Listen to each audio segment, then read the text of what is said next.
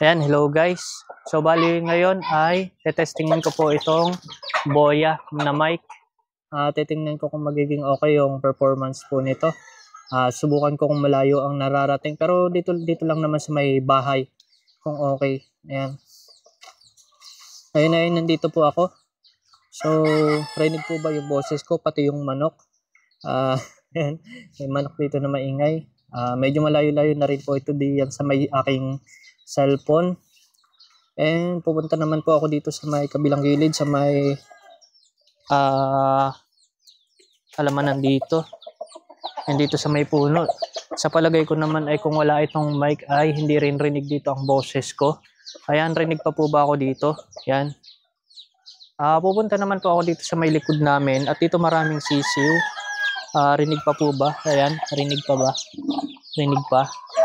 Hello, mic check. Ayan. At dito po ay may mga inahing manok. Ang bababag na. At nandito na po ako sa may likod ng aming bahay. Dito naman ay may mga isasabong na manok. Pero hindi po ako nagsasabong. Ayan. Ayan, medyo sinisipon nga po. Ayan, nandito na nga po ako sa may ano naman. Ayan, dumiretso na po ako dito sa may kusina. At hindi nyo man po makita ay nandito po ako sa kusina. At nandito na rin po yung laundry room. Ayan.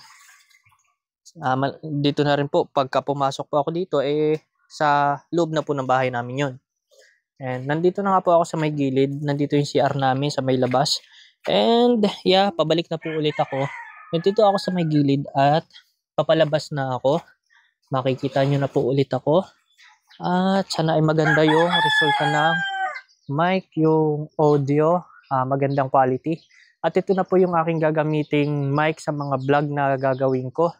At ayan, mas ipupurso ko na po yung vlog and yeah, sa paggawa ng content. YouTube, sa FB and sa TikTok po. Doon po ako mag-upload ng aking mga vlog at hanggang dito na lang po ulit.